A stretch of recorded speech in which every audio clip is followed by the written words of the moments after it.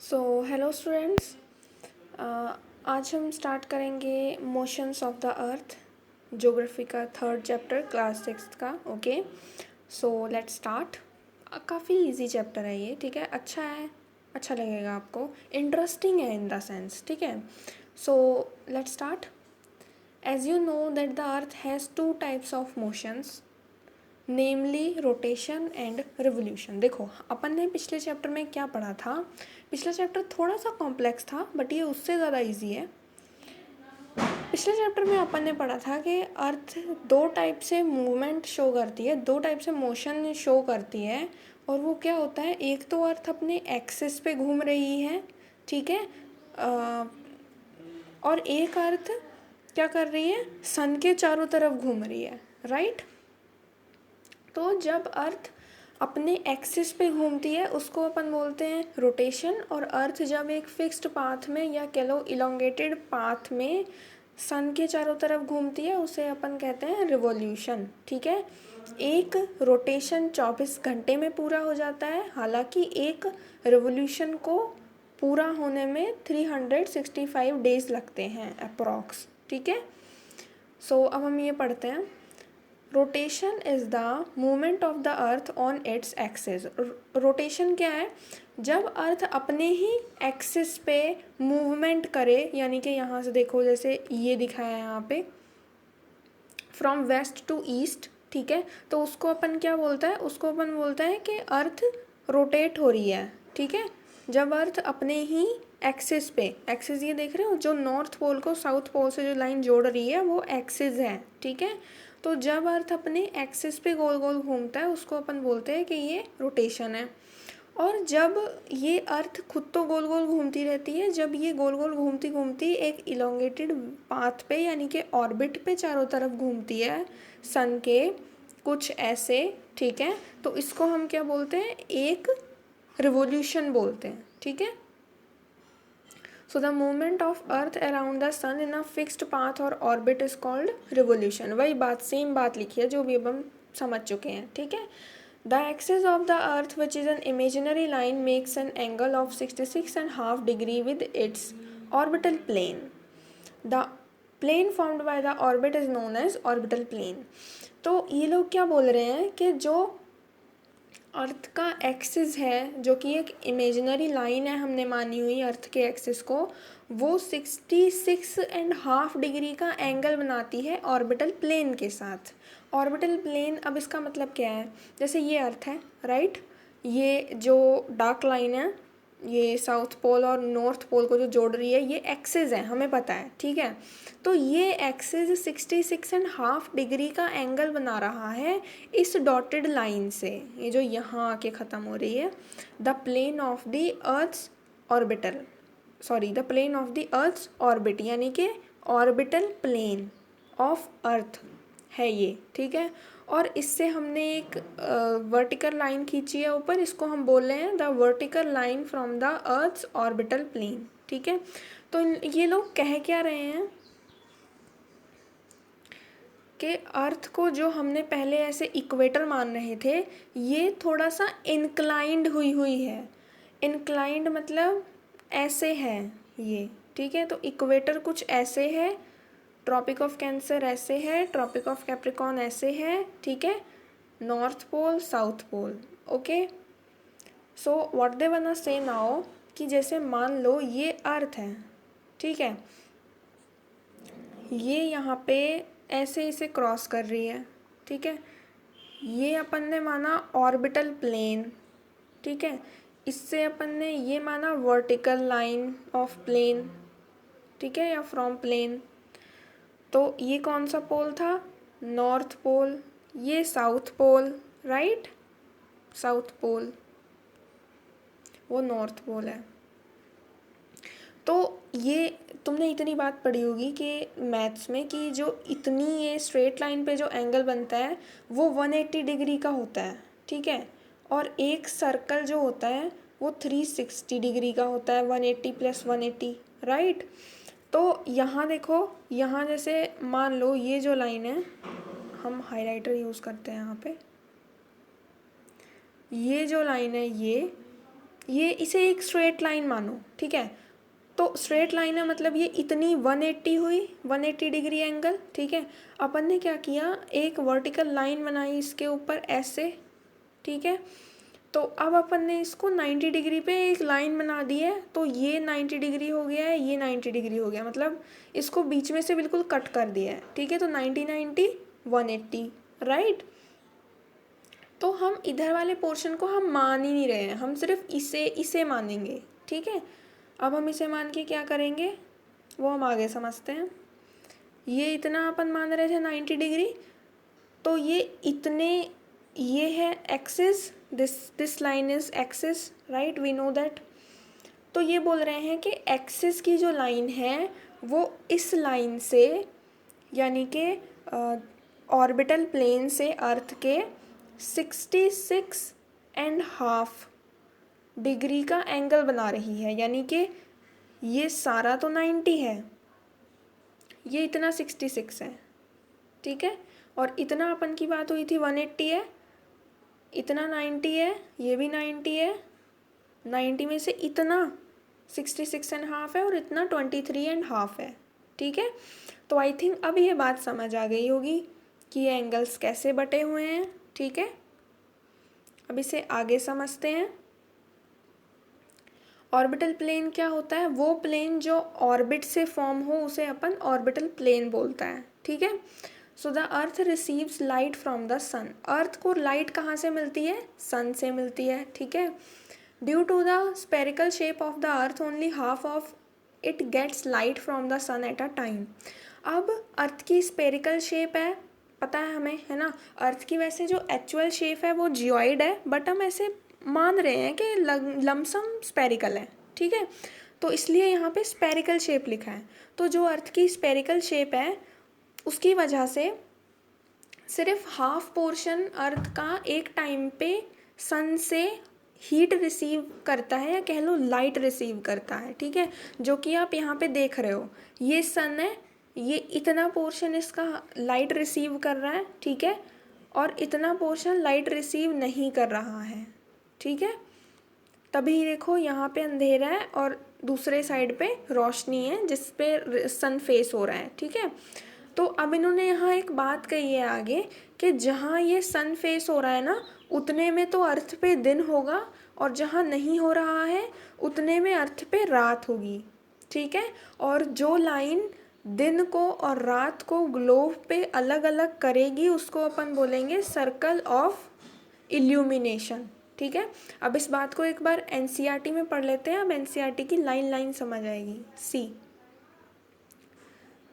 so the portion facing the sun experiences day while the other half away from the sun experiences night, बात कर चुके हैं हम, right। The circle that divides the day from night on the globe is called the circle of illumination, ये भी बता दिया मैंने, right। अब तुम बोल, एक बात तुम्हें यहाँ लग सकती है कि मैम ये तो सर्कल को हाफ कट किया हुआ है, तो ये सर्कल क्यों बोल रहे हैं, ये सर्कल नहीं है, ये स्पेयर है, ठीक है। और स्पेयर को अगर तुम हाफ कट करोगे तो वो सर्कल ही होगा। कभी बॉल लेना जिससे तुम खेलते हो उसको बीच में से कट करने की कोशिश करना, या इमेजिन करना कि अगर तुम अपनी बॉल को बीच में से कट कर दो तो वो कट भी एक सर्कल में ही होगी, ओके। सो इसलिए यहाँ पे इन लोगों ने सर्कल ऑफ इल्यूमिनेशन लिखा है, ठीक है। So the circle does not coincide with the axis as you see in figure this. अब ये क्या बोल रहा है कि ये सर्कल कॉन्कॉइड नहीं हो रहा है एक्सिस से, देखो एक्सिस अलग है और ये सर्कल की लाइन हमें अलग दिख रही है, राइट। तो ये एक्सिस के ऊपर नहीं है सर्कल की लाइन, ठीक है। तो ये कहना चाह रहे हैं ये।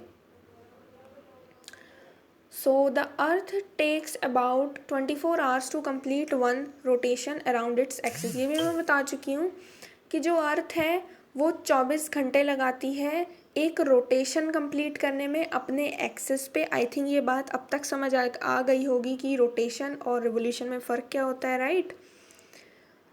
सो the period of rotation is known as earth day, rotation के पीरियड को अपन अर्थ डे बोलता है, ठीक है। This is the daily motion of the earth, और ये अर्थ का रोज़ का है, ठीक है। इसने रोज़ घूमना है, ऐसे रोज़ इसने दिन करना है, रोज़ इसने रात करना है, ठीक है, ऐसे घूमती घूमती है। तो ये तो हो गया डे और नाइट वाला पोर्शन, ओके, या कह लो एक तरह से topic.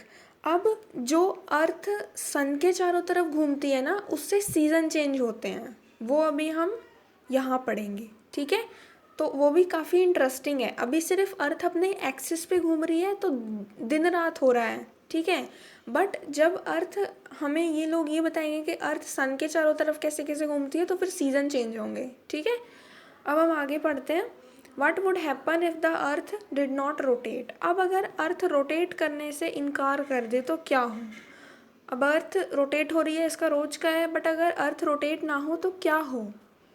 The portion of the earth facing the sun would always experience day, thus bringing continuous warmth to the region. The other half would remain in darkness and be freezing cold all the time. Life would not have been possible in such extreme conditions. तो क्या लिखा हुआ है जी यहाँ पे कि अगर earth rotate ही नहीं हुई अपने एक्सिस पे, जैसी है वहाँ वैसी ही रही, ठीक है, तो क्या होगा कि एक साइड हमेशा दिन ही होगा और दूसरी साइड हमेशा रात ही होगी, ठीक है। उससे क्या होगा, जिस साइड पे दिन होगा, अब क्योंकि वो साइड सन को फेस कर रही है तो वहाँ पे बहुत ज़्यादा एक्सट्रीम गर्मी हो जाएगी, ठीक है, और दूसरी साइड उसका जस्ट अपोजिट यानी कि बहुत ज़्यादा ठंड हो जाएगी, ठीक है। और दोनों ही कंडीशंस में लाइफ पॉसिबल नहीं है, तो उसका एंड रिजल्ट क्या होगा, लोग मरने लग जाएंगे लाइफ अर्थ पे, ठीक है, अर्थ पे लाइफ इम्पॉसिबल हो जाएगी, ये होगा उससे, ठीक है। तो ऐसा ना हो तो बहुत बेहतर है। सेकेंड चीज़ क्या है, the second motion of the earth around the sun in its orbit is called revolution.